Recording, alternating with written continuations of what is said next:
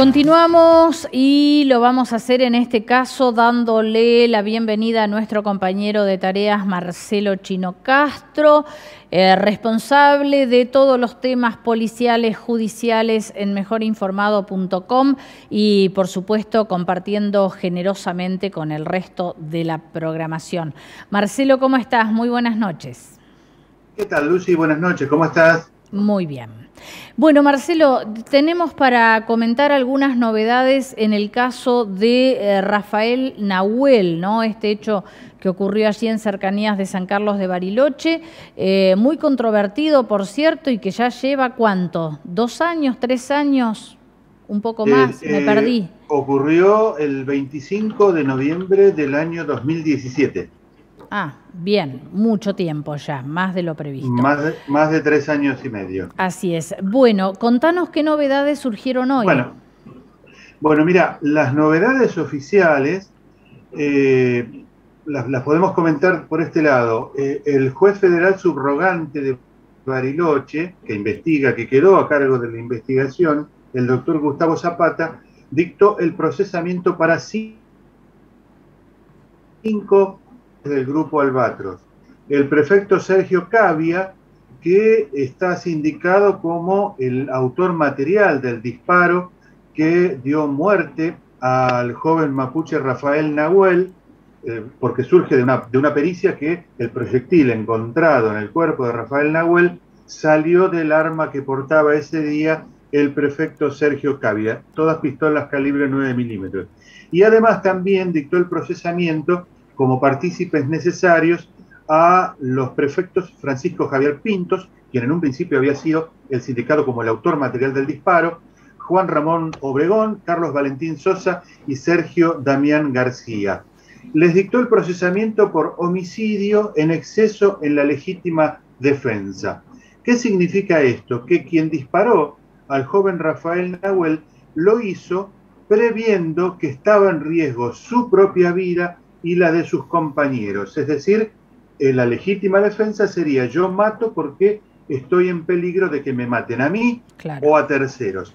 Un exceso en legítima defensa sería que esa barrera de lo legal en la legítima defensa se corre un poco hacia el lado de la ilegalidad. Hubo un exceso, no fue necesario.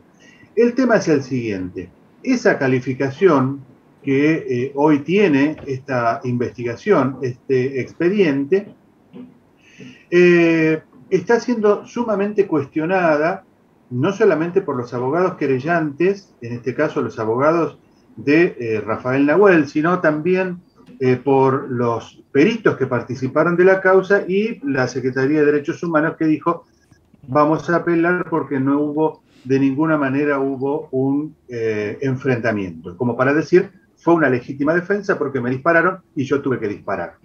Lo que hoy conocimos, y de boca del licenciado Enrique Prueger, licenciado en criminalística, que participó de una inspección ocular el 7 de diciembre del año 2017, es decir, 2 semanas después del crimen, nos enteramos que esa pericia de la que participó el juez federal Gustavo Villanueva, quien estaba subrogando el juzgado de Bariloche en ese momento, y los peritos oficiales de la Policía Federal Argentina, después de 3 años y unos meses, recién fue incorporado al expediente. Esa pericia estuvo 3 años y medio sin ser incorporada al expediente.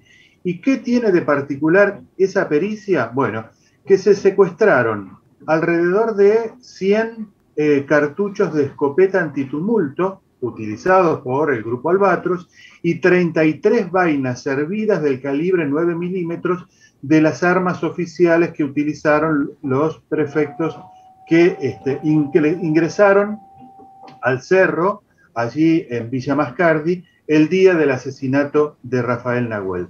No se encontró en esa pericia ningún indicio de que se haya utilizado otra arma que no sea calibre 9 milímetros o las escopetas 12-70, con lo que esa pericia daba por tierra con la teoría oficial del enfrentamiento.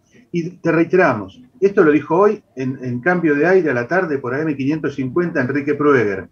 Ese informe nunca había sido incorporado al expediente hasta hace 2 meses atrás. Con lo que se tiende nuevamente, uno de los tantos, mantos de sospecha en cuanto a que pudo haber habido alguna manipulación en esta investigación. Bien, cosa que nos sorprende, ¿no? En esta y en tantas otras donde se manipulan las pruebas, lamentablemente, ¿no? Exactamente. Esa pericia que realizó Prueger, que encabezó Enrique Prueger, que aportó tecnología que no la tenía la Policía Federal, como por ejemplo un geolocalizador y un rastreador de metales, con los que se encontraron la totalidad de las vainas servidas, fue un trabajo considerado importante para la investigación. Incluso, hasta te digo más, para el propio juez Gustavo Villanueva, quien cuando terminó esta pericia, sentado en una piedra, en la cima prácticamente del cerro, a un costado de donde cayó muerto el joven Rafael Nahuel, admitió que el escenario, lo que había ocurrido en ese lugar, había sido una cacería. Así, con estas palabras, había admitido el juez Gustavo Villanueva lo que había ocurrido en Villa Mascardi con el asesinato de Rafael Nahuel. Y hoy está esa causa, está trastocada, tiene una calificación que no se condice con lo que había dicho el juez Gustavo Villanueva en su momento, con lo que se había determinado en esa inspección ocular, y por eso hablamos de un bolsón oscuro por el que ha transitado o en el que ha caído esta investigación. ¿Quién había solicitado este trabajo pericial de Prueger? Era un trabajo oficial, lo había solicitado el mismo juez. Claro, por eso te pregunto, porque justamente es mucho más grave entonces que no se haya incorporado la prueba. El mismo juez Villanueva, con la Fiscalía de entonces, habían pedido hacer esa inspección ocular, porque hasta ese momento no habían sido levantados los rastros, estos indicios, que eran los cartuchos de escopeta y las 33 vainas servidas de calibre 9 milímetros. Hasta ahora no se sabía con qué se había disparado. Claro. Bueno, llama la atención, ¿no?, que habiendo sido pedido por el juez y el fiscal no se haya incorporado en el expediente. Claro, porque después Gustavo Villanueva dejó de ser el juez de la causa y pasó a quedar en manos del doctor Gustavo Zapata. Bien. Bueno, ¿cómo sigue esto ahora entonces?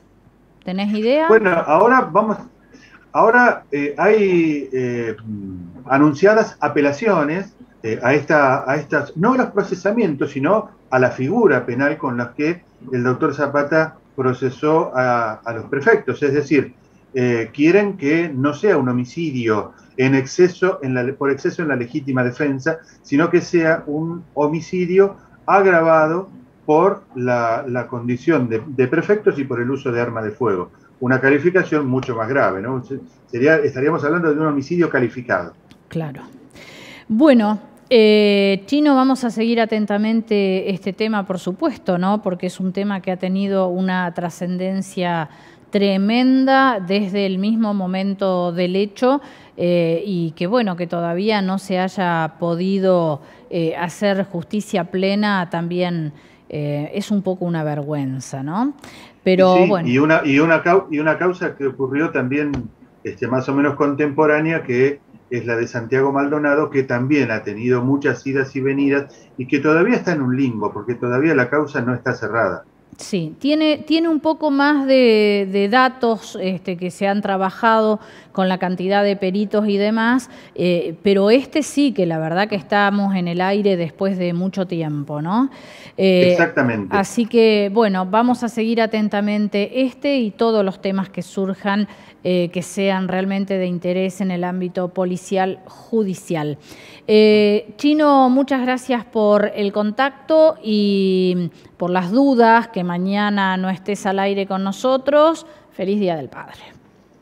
Pero muchísimas gracias, Lucy, y también feliz Día del Padre para todos los padres del grupo de trabajo. Muchas gracias, un abrazo.